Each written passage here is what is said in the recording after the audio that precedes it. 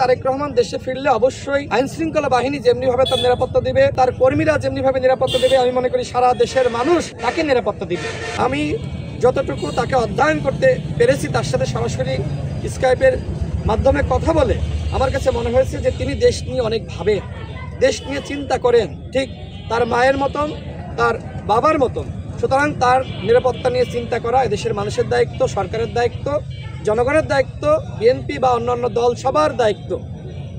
আর বদিউল আলম মজুমদার সম্পর্কে যে প্রশ্ন করলেন, দেখেন ঐক্যমত কমিশনে যারা ছিল তারা অনৈক্য সৃষ্টি করেছে, তারা কিন্তু আমাদের মধ্যে ঐক্য বজায় রাখতে পারে নাই। বদিউল আলম মজুমদার তিনি বললেন যে নির্বাচনের থেকে অনেক সংস্কার আছে, নির্বাচনই বড় সংস্কার নয়। আমি মনে করি সংস্কারের 1 নম্বর উপাদান হলো নির্বাচন। যদি আগামীতে অবাধ সুষ্ঠু নিরপেক্ষ নির্বাচন বাংলাদেশে না হয়, সেক্ষেত্রে এই বাংলাদেশ ব্যর্থ হয়ে যাবে। এখন আপনি আর কোন সংস্কার দেখেন যে সংস্কারের মধ্য দিয়ে নির্বাচন ছাড়া বাংলাদেশকে আপনি সফল করতে পারেন? সুতরাং এই সব কথা বলে সরকার বা ঐক্যমত কমিশনে যারা রয়েছে, যারা সরকারের সুবিধাভোগী, তারা নির্বাচন পিছিয়ে 5 বছর ক্ষমতায় থাকতে চায় কিনা সেটি নিয়ে আমার সন্দেহ সংশয় রয়েছে।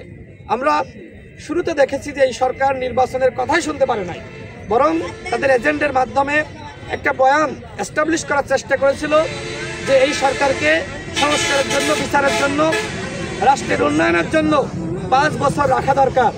আমি গণসংযোগ করছি, ঝিনাইদহ 2 আসনের প্রার্থী হিসেবে মানুষের কাছে যাচ্ছি। আপনারা এই ঝিনাইদহ জেলার দেশপ্রেমিক সাংবাদিক আমার সাথে থাকেন, কেউ একজন ব্যক্তি বলেছে যে এই সরকারকে 5 বছর রাখা দরকার, শুনেছেন? এটা তো তৃণমূলের মানুষের কথা। তৃণমূলের মানুষ চাই নির্বাচন, একই দিনে গণভোট, একই দিনে জাতীয় নির্বাচন। আমরা মানুষের কাছে যাচ্ছি, নির্বাচনের কথা বলছি। সারা বাংলাদেশের মানুষ নির্বাচনের জন্য মুখিয়ে আছে। আমি দৃঢ় বিশ্বাস রাখি যথাসময়ে নির্বাচন হবে, আগামী ফেব্রুয়ারি মাসে নির্বাচন ইনশাল্লাহ আদায় করে নেওয়া হবে।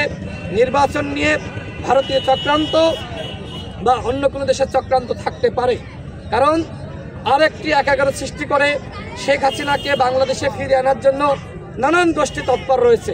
কিন্তু বাংলাদেশে আমরা আর কোনো একাগার হতে দিব না, আওয়ামী লীগকে ফিরতে দিব না, শেখ হাসিনাকে ফিরতে দিব না।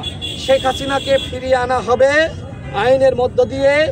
আগামীতে যে সরকার আসুক সে ফিরিয়ে আনবে, বা এই সরকারের মেয়াদের মধ্যে যদি ফিরিয়ে আনতে পারে ভালো। আমরা মনে করি শেখ হাসিনার ফাঁসি কার্যকর করার জন্যই তাকে ফিরিয়ে আনা হবে। বাংলাদেশে রাজনীতি করার জন্য দল হিসেবে আওয়ামী লীগ ফিরবে, শেখ হাসিনা ফিরবে, আবার গণহত্যা চালাবে, সেই সুযোগ বাংলাদেশের মানুষ দিবে না ইনশাল্লাহ। যথাসময়ে নির্বাচন হবে, আগামী নির্বাচন হবে শুধুমাত্র অবাধ, সুষ্ঠু এবং নিরপেক্ষ নির্বাচন নয়, আগামী নির্বাচন হবে ফ্যাসিবাদ মুক্ত নির্বাচন। অর্থাৎ আগামী নির্বাচনে আওয়ামী লীগ স্বতন্ত্রভাবে দলীয় পরিচয়ে অংশ নিতে পারবে না।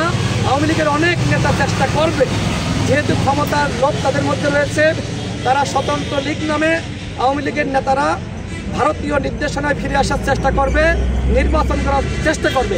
আমাদের দলের পক্ষ থেকে প্রধান নির্বাচন কমিশনার বরাবর ইতিমধ্যে আমরা চিঠি দিয়েছি। রাজনৈতিকভাবে যেমনিভাবে আমরা গণঅভ্যুত্থানের মধ্য দিয়ে আমরা শেখ হাসিনা এবং আওয়ামী ফ্যাসিবাদের পতন ঘটিয়েছি, ইনশাল্লাহ স্বতন্ত্র লীগ নামে আওয়ামী লীগের পদধারী নেতারা যারা আগামী নির্বাচনে অংশ নেওয়ার চেষ্টা করবে, জনগণ তাদের দাঁত ভাঙা জবাব দিবে।